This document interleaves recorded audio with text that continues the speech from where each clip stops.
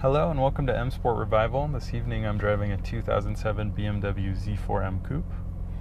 Let's go for a drive.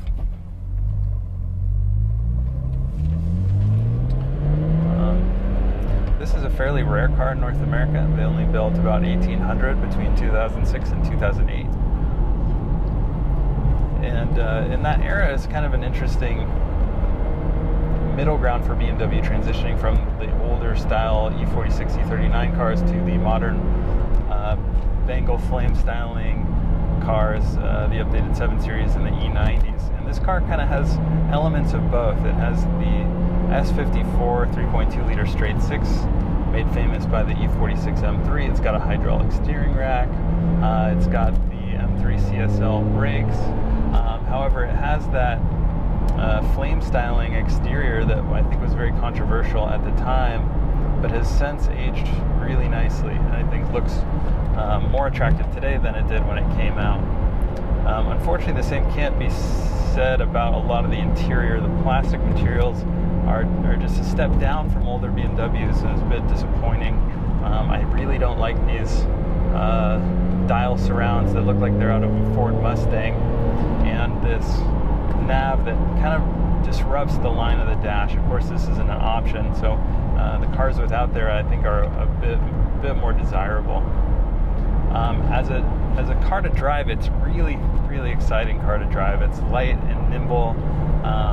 All the inputs are really direct and immediate. It has a very lively feeling to it, and that's for a couple reasons. One is just the size of the car.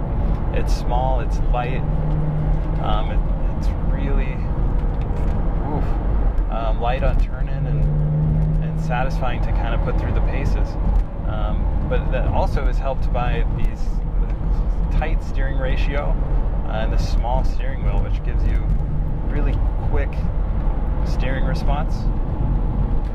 In addition to a very short throw 6-speed, that for BMWs of this time is very unique. It's the first, I think, BMW I've driven where I didn't immediately want to put in a short shifter into the car.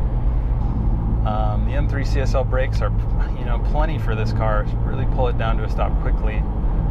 The S54 in this version, as compared to the E46 M3, is kind of interesting because it feels much more lively at the low and mid end, but dies out a little bit at the high end compared to the E46 M3.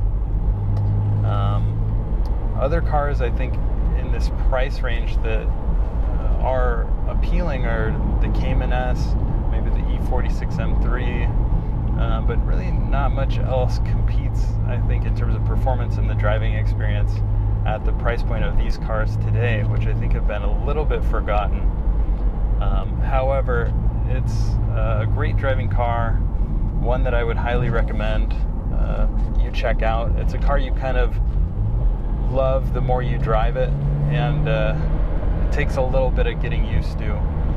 You'll see what I mean when I drive the car. Through corners, you kind of have to give a little bit of maintenance throttle to even out the chassis balance. The steering from the back of the car just gives you very different sensations in the seat of the pants than you get from being in the middle of the car. But it also makes a very unique car to drive. So overall, I'd say I'm a big fan of this car, and I would highly recommend it to others. I hope you enjoyed it, and have a good day.